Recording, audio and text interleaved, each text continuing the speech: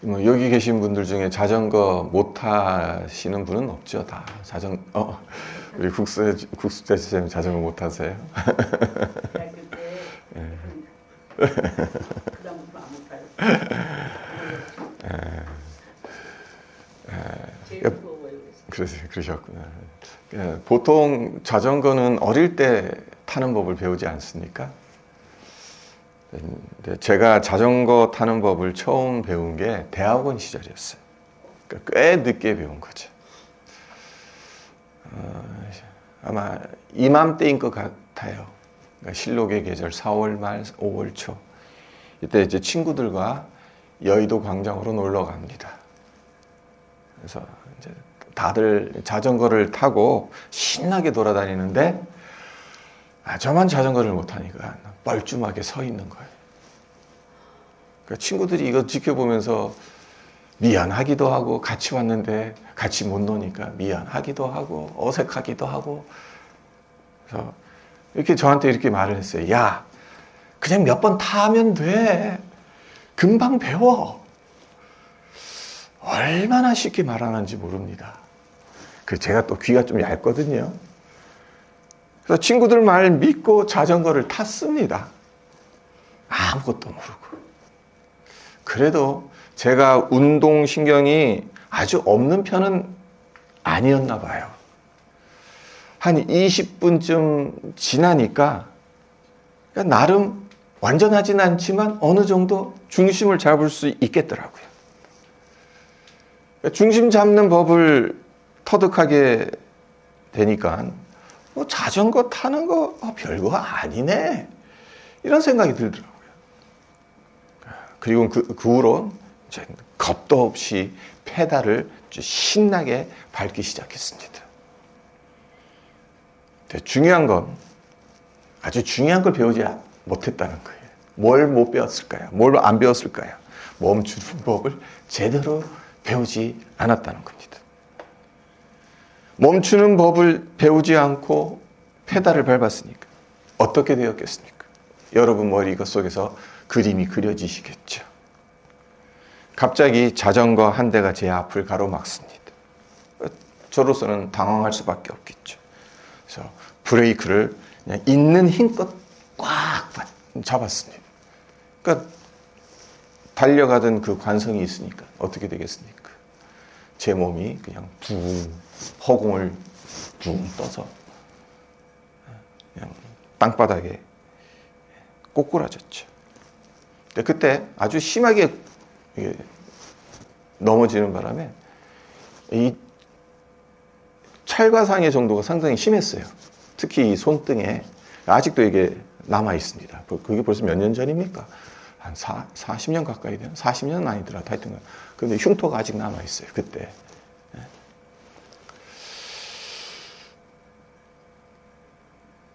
제가 왜 이 말씀을 드리는 것이겠습니까? 꼭 자전거가 아니더라도 우리의 인생엔 이런 순간이 찾아오지 않습니까? 어제까진 평안했는데 예상치 못한 일이 터집니다.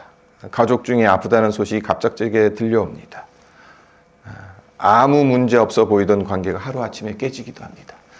페달 밟고 잘 달려간다. 이제 내 인생 뻥 뚫린 길이다라고 달려가는데 갑작스럽게 장애물이 내 앞을 가로막으면 브레이크를 급하게 밟게 되고 문제가 생기는 거죠. 보통 이런 일이 일어나면 좌절하기 쉽습니다. 걱정하고 한숨을 내뱉기 쉽습니다. 그러니까 에스겔서 37장에 등장하는 에스겔 역시 그런 상황에 놓여져 있었다라고 볼 수가 있습니다. 하나님께서 에스겔을 환상 중에 어디론가 데려가십니다. 그 장소가 상당히 의외죠. 어디로 데려가십니까? 1절을 보시면 여호와께서 권능으로 내게 임재하시고 그의 영으로 나를 데리고 가서 골짜기 가운데 두셨는데 거기 뼈가 가득하더라. 하나님께서 에스겔을 데려가신 곳이 아래를 다 내려다 볼 수 있는 산 정상이 아니었습니다. 뜨거운 영적 체험을 할 수 있는 부흥의 현장도 아니었습니다. 하나님께서 그를 이끄신 곳은 죽음의 냄새가 진동하는 골짜기였습니다. 햇빛에 바짝 말라버린 뼈들이 가득한 골짜기. 스산한 정막만이 흐르고 소망이라고는 눈을 씻고 찾아봐도 찾아볼 수 없는 골짜기였습니다. 에스겔이 선지자로 활동하던 시대가 어떤 시대였겠습니까? 기원전 600년경으로 이스라엘 역사상 가장 어두운 시기였습니다. 예루살렘은 바벨론의 공격으로 무너졌어요. 유다 왕국은 망했고 에스겔을 비롯한 수많은 유다 백성들이 포로가 되어서 바벨론으로 끌려갔습니다. 그러니까 하나님께서 에스겔을 이끌고 가신 그 골짜기는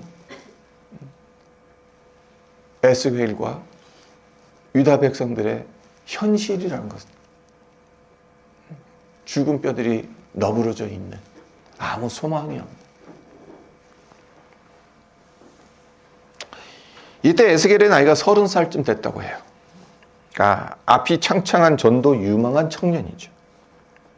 원래라면 예루살렘 성전에서 하나님을 섬기고 있어야 할 사람입니다.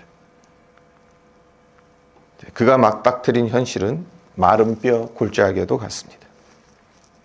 희망이 전혀 보이지 않습니다. 살아야 할 이유도 없습니다. 그런데 놀랍게도 하나님은 그 자리로 이끄십니다. 절망의 골짜기, 죽음의 골짜기, 그곳으로 하나님께서 에스겔을 데리고 가신다는 겁니다. 그리고 이렇게 물으시죠. 자, 3절 상관절을 보시면 하나님께서 에스겔에게 이렇게 물으십니다. 그가 내게 이르시되 인자야 이 뼈들이 능히 살 수 있겠느냐. 하나님께서 에스겔에게 이 질문을 던지신 이유가 무엇이겠습니까? 아무것도 모르시기 때문에 이 질문을 하시는 걸까요? 이 뼈들이 정말 살아날지 하나님도 의심이 돼서 에스겔에게 확인코자 물으시는 것이겠습니까? 아니죠. 하나님께서 마른 뼈 골짜기로 에스겔을 데려가셔서 이 질문을 던지신 이유는 이게 너희들이 맞닥뜨린 현실이다 라는 것을 보여주시기 위함만은 아닙니다. 그보다 더 깊은 하나님의 뜻이 있습니다. 그것이 무엇인가 하면 하나님 에스겔이 이 현실을 어떻게 보는지를 하나님께서 확인하고 싶으셨던 거예요. 에스겔이 눈에 보이는 것만 볼지 아니면 그 너머에 있는 것을 볼지 하나님은 알고 싶으셨던 겁니다. 자, 눈에 보이는 것만 본다면 뭐밖에 안 보이겠습니까? 마른 뼈밖에 안 보입니다. 생명의 기운이라고는 눈꼽만큼도 없습니다. 하지만 믿음의 눈으로 본다면 뭐가 보이겠습니까? 마른 뼈들을 능히 살리실 수 있는 하나님의 능력이 보이지 않겠습니까? 문제는 우리 인간이 연약한 존재라는 거죠. 사실과 진리가 우리 안에서 끊임없이 충돌한다는 겁니다. 눈에 보이는 것과 믿음의 눈으로 봐야 하는 것 사이에서 이러지도 저러지도 못할 때가 많다는 겁니다. 그러니까 에스겔 역시 그러했을 겁니다. 이런 이유로 에스겔이 하나님의 이 질문에 대해 어떤 식으로 대답하는지 보세요. 3절 하반절을 보면 내가 대답하되 주 여호와여 주께서 아시나이다. 여러분은 에스겔의 이 대답을 어떤 대답으로 들리십니까? 어떤 대답인 것처럼 들리세요? 저는 이렇게 들리더라고요. 명쾌한 대답이 아니다. 애매모호한 대답이다. 예도 아니고 아니요도 아닌 대답이다. 왜 그렇습니까? 예라고 대답하기엔 그가 보고 있는 이 현실이 가망성이 전혀 없는 겁니다. 마른 뼈, 그의 눈에 비춰지는 것은 마른 뼈잖아요. 그렇다고 아니요라고 대답하기에도 에스겔의 마음이 걸리는 거예요. 하나님께서 던지시는 질문인데 어떻게 그 가능성을 완전히 닫아버리는 말을 할 수 있겠습니까? 이 뼈들이 능히 살겠느냐? 하나님께서 그렇게 물어보시는데 아닐 것 같은데요. 그래도 에스겔이 누굽니까? 선지자입니다. 하나님의 말씀을 대하는. 그러니까 그렇게는 말할 수 없는 거겠죠.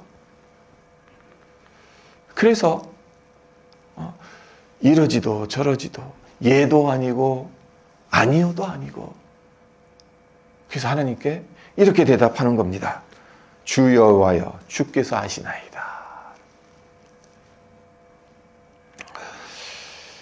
우리가 만약 이와 같은 상황에서 이런 질문을 하나님께로부터 받는다면 우리는 뭐라고 대답할까요? 예라고 대답하시겠습니까? 아니요라고 대답하시겠습니까? 어쩌면은 에스겔의 이 대답이 가장 지혜로운 대답일는지도 모릅니다. 주께서 아십니다.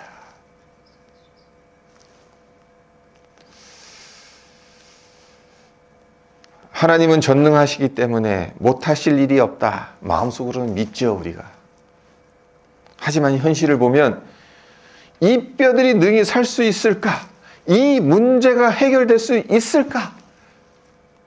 고개가 갸우뚱거리시죠.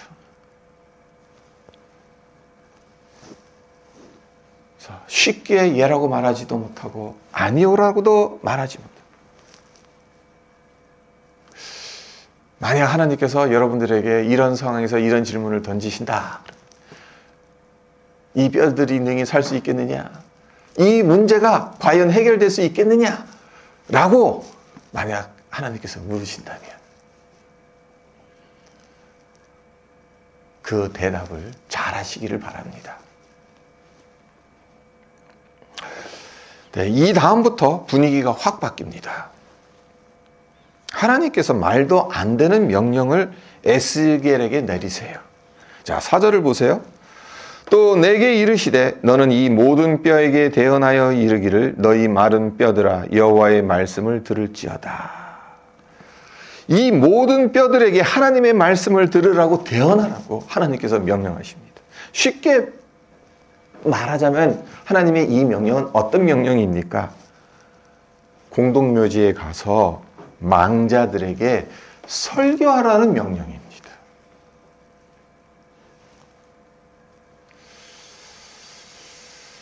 에스겔이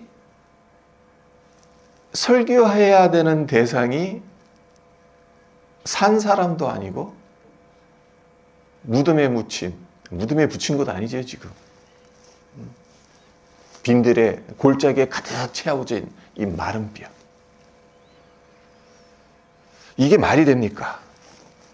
살아있는 사람에게 설교하기도 어렵습니다. 에스겔이 설교해야 되는 대상은 마른 뼈입니다. 에스겔 입장으로는 얼마나 황당하겠습니까? 더 흥미로운 게 있습니다. 방금 전에 에스겔이 뭐라고 대답했습니까? 주께서 아시나이다 라고 대답했죠. 이 말 속엔 이런 뉘앙스가 담겨 있어요. 이건 하나님이 하실 일이지 제가 할 일은 아닌 것 같습니다. 그렇죠. 마른 뼈를 에스겔이 어떻게 살릴 수 있습니까? 하나님이 하신 일이죠. 근데 하나님은 그렇게 말한 에스겔을 그냥 내버려 두시지 않죠. 내가 대언하라 라고 말씀을 하십니다. 이걸 아마 드라마로 우리가 눈으로 시청한다면 저게 말이 되냐? 속으로만 그렇게 되뇌었을 거예요.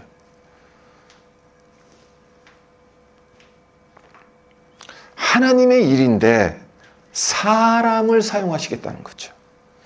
불가능한 상황인데 불가능한 그 한가운데로 에스겔을 밀어넣으시겠다는 겁니다.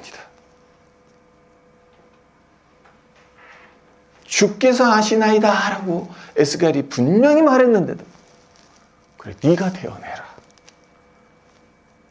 네가 해라.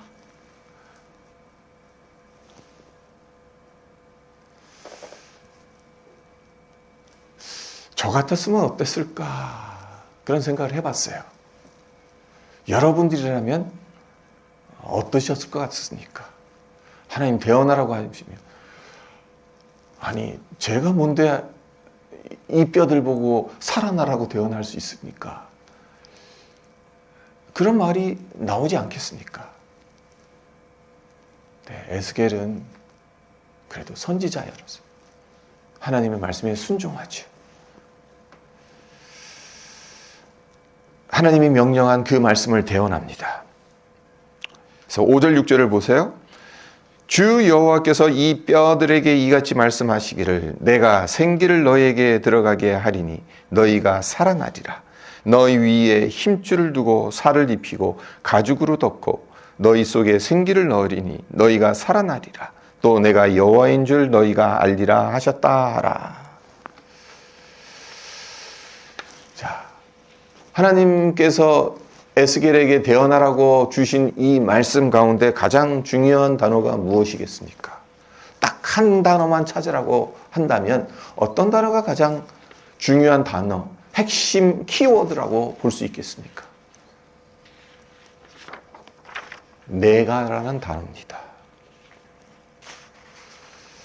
내가라는 단어가 왜 중요하겠습니까?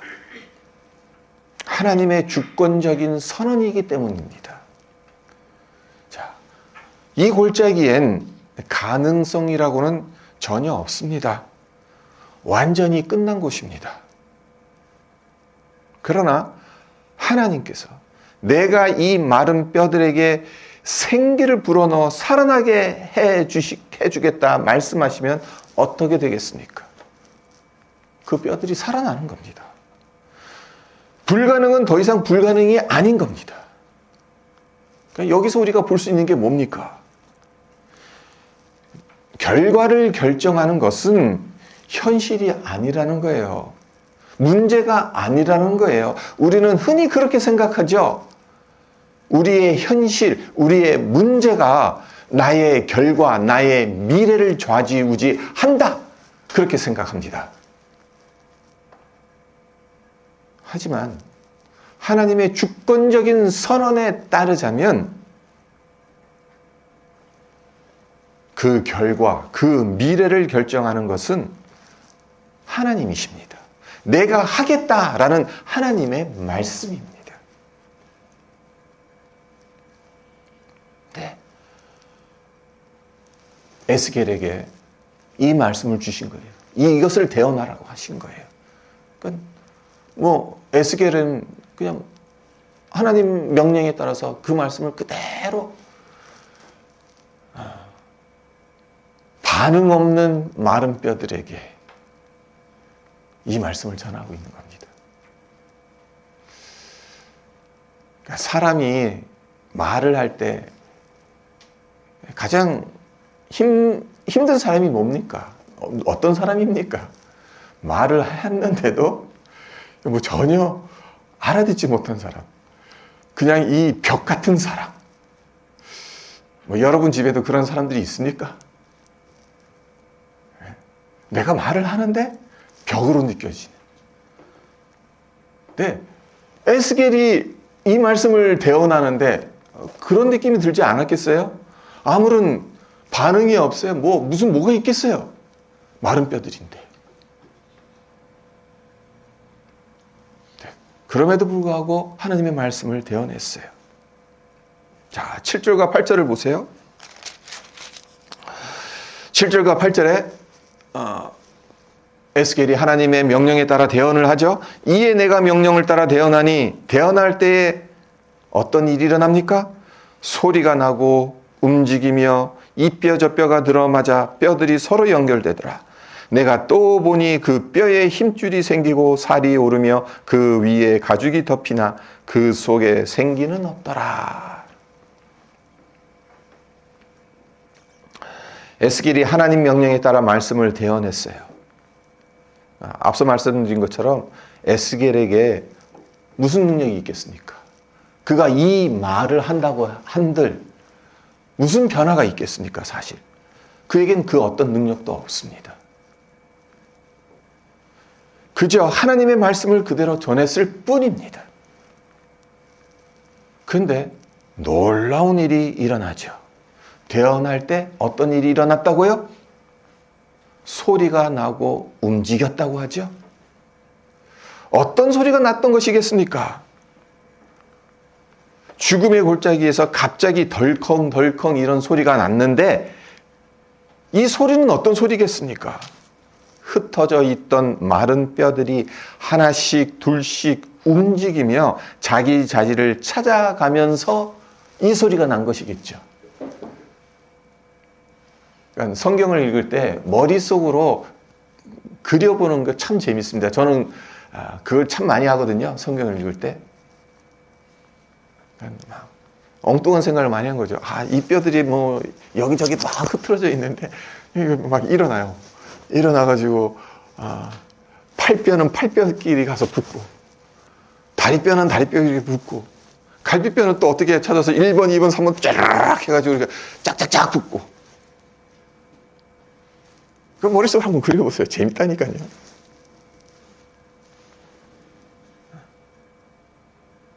근데 여기서 끝나지 않습니다. 뼈만 맞춰진 게 아니죠. 그 맞춰진 뼈에 힘줄이 생기고 살이 오르고 가죽이 덮이죠. 한마디로 이제 사람의 형태가 갖춰진 겁니다. 근데 중요한 게 하나 빠졌죠. 뭐가 빠졌습니까? 생기가 빠졌습니다. 영이 빠졌습니다. 그 속에 생기가 없기 때문에 겉모습은 갖추어졌을런지 몰라도 아직은 다시 살아난 게 아니죠.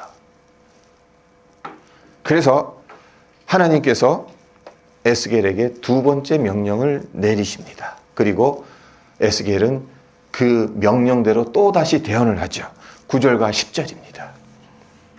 자, 9절과 10절을 보세요. 또 내게 이르시되 인자야 너는 생기를 향하여 대언하라. 생기에게 대언하여 이르기를 주 여호와께서 이같이 말씀하시기를 생기야 사방에서부터 와서 이 죽음을 당한 자에게 불어서 살아나게 하라 하셨다 하라.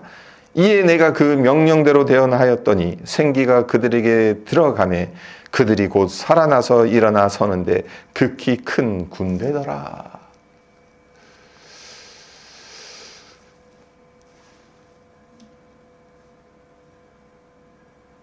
생기라는 단어가 계속해서 나오는데 어디서 많이 들어본 단어이지 않습니까? 창세기 2장에 나오는 단어죠.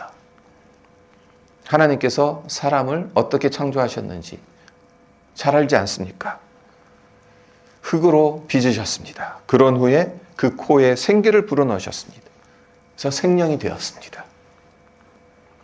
하나님께서 불어넣으시는 생기는 다름 아닌 하나님의 숨결, 하나님의 영이죠. 그 생기가 에스겔의 환상에선 그 어떤 가능성도 남아있지 않은 마른 뼈에게 들어갑니다. 에스겔이 하나님의 말씀을 대언했더니 생기들아 이제 이 몸속으로 들어가라 했더니 정말 그 생기가 들어간 거죠. 그러니까 그들이 곧 살아나서 일어나 서지요. 그 수가 얼마나 많았는지 에스겔 눈에 큰 군대로 보였다. 그러니까 이 에스겔 골짜기에 널브러져 있던 이 뼈들은 뭐 한두 사람의 뼈들이 아닌 겁니다. 그러니까 수없이 많은 사람들의 뼈가 그곳에 있었던 거죠. 자, 그렇다면 에스겔이 본 이 환상은 무엇을 의미하는 것이겠습니까? 친절하게도 하나님께서 이 환상 가운데 이 마른 뼈가 무엇을 상징하는지, 무엇을 의미하는지를 가르쳐 주시죠. 11절에서 14절에 그 내용이 나옵니다. 또 내게 이르시되 인자야 이 뼈들은 뭐라고요? 이스라엘 온 족속이라. 그들이 이르기를 우리의 뼈들이 말랐고 우리의 소망이 없어졌으니 우리는 다 멸절되었다 하느니라. 그러므로 너는 대언하여 그들에게 이르기를 주 여호와께서 이같이 말씀하시기를 내 백성들아 내가 너희 무덤을 열고 너희로 거기에서 나오게 하고 이스라엘 땅으로 들어가게 하리라. 내 백성들아 내가 너희 무덤을 열고 너희로 거기에서 나오게 한즉 너희는 내가 여호와인 줄을 알리라. 내가 또 내 영을 너희 속에 두어 너희가 살아나게 하고 내가 또 너희를 너희 고국 땅에 두리니 나 여호와가 이 일을 말하고 이룬 줄을 너희가 알리라. 여호와의 말씀이니라.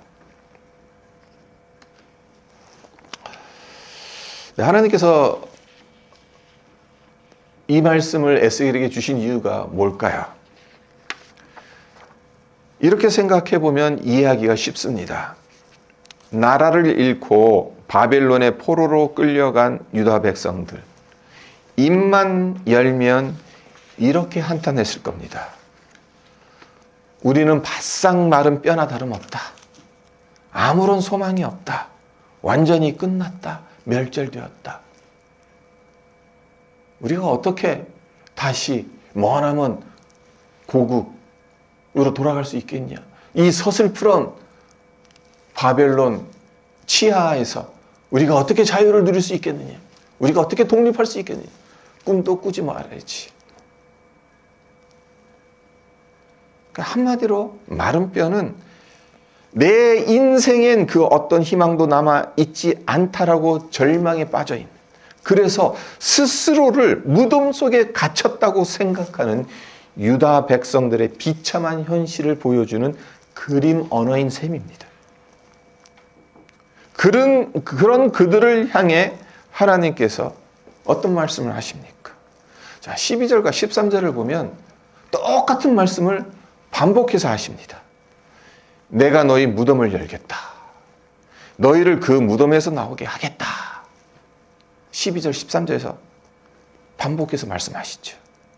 그리고 14절을 보면 내가 내 영을 너희 속에 두어 너희를 살게 하겠고 너희들을 이끌어 고국 땅에 두시겠다라고 하죠. 한마디로 약속을 주시는 겁니다. 이 약속은 70년 후 유다 백성들이 예루살렘으로 귀환하는 것으로 실현되지 않습니까? 오늘 본문 말씀을 읽고 묵상하고 설교 준비하면서 제 개인적으로 은혜를 가장 많이 받았던 부분이 이 부분인데요. 하나님은 지금 유다 백성들에게 그들 스스로 고쳐야 할 어떤 죄의 리스트, 아니면 더 열심히 노력하라라는 종교적 훈계를 주시지 않습니다. 그 대신 약속을 주십니다. 마른 뼈와도 같은 이 절망적인 상황, 하지만 하나님께서 그 무덤을 열고 생기를 불어넣으셔서 다시 살리시겠다. 그리고 다시 고국으로 돌리시겠다. 이 약속을 주신다는 거죠. 하나님은 에스겔 홀로 마른 뼈 골짜기로 보내시지 않았습니다. 하나님께서 이끄셨고 함께 하셨습니다. 아니, 어쩌면 하나님께서 그곳에 먼저 가 계셨는지도 모릅니다. 그리고 에스겔이 대언해서 마른 뼈에 생기가 들어간 것은 맞습니다만은 에스겔이 마른 뼈에 생기를 불어넣은 건 아니잖아요. 하나님께서 불어넣으셨잖아요. 그리고 또한 그 무엇보다도 말씀하시고 약속하신 대로 유다 백성들을 큰 군대가 되게 하셔서 고국 땅으로 돌아오게 하셨잖아요. 우리가 살아가다 보면 우리에게도 마른 뼈 골짜기 같은 상황에 처할 때가 있을 겁니다. 모든 것이 끝난 것 같고 아무런 소망도 보이지 않는 것 같습니다. 기도해도 응답이 없는 것 같고 최선을 다해 애를 썼는데도 변화가 없는 것 같습니다. 그럴 때 이런 생각을 하기가 쉽습니다. 이 골짜기에서 빠져나가야 하나님을 만날 수 있는 건가? 조금 더 나아져야, 조금 더 회복되어져야, 그래야 하나님 앞에 설 수 있는 건가? 하지만 하나님은 그런 분이 아니시죠. 우리가 어느 정도 회복된 다음에, 상황이 좀 나아진 다음에, 문제가 조금이라도 해결된 다음에 만나주시는 분이 아닙니다. 오히려 그 반대입니다. 가장 절망적인 자리, 우리 스스로 여긴 끝이다, 이제 마른 뼈밖에 남지 않았다 라고 여기는 그 자리로 하나님은 찾아오십니다. 그리고 그 자리에서 우리에게 물으십니다. 이 뼈들이 능히 살 수 있겠느냐? 이 질문에 우리가 해야 하는 일은 무엇이겠습니까? 하나님 말씀 붙들고 그 말씀 따라 순종하는 거죠. 이해가 안 돼도, 말이 안 되는 것 같아도 이게 무슨 의미가 있냐 싶어도 하나님 하신 그 말씀 그대로 순종하는 겁니다. 앞서 말씀드렸던 것처럼 에스겔이 마른 뼈들을 향해 설교하는 것, 그게 도대체 무슨 의미가 있겠습니까? 하지만 에스겔은 그렇게 했습니다. 그리고 그렇게 하니까 하나님이 일하셨습니다.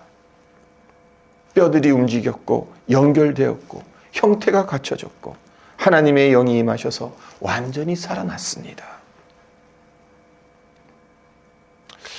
성도 여러분, 여러분의 인생에 어떤 골짜기가 있습니까?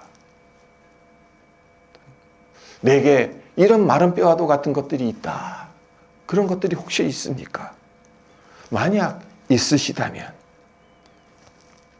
내가 조금 더 믿음이 좋아지고 난 다음에, 이 문제가 조금 더 해결되어지고 난 다음에 하나님이 나를 만나 주실 거야, 그렇게 생각하지 마시고 바로 그 자리에서 하나님께서 여러분을 만나 주신다는 것. 그렇기 때문에 그 자리에서 하나님의 말씀을 붙들어야 한다는 것, 그리고 믿음으로 순종해야 한다는 것.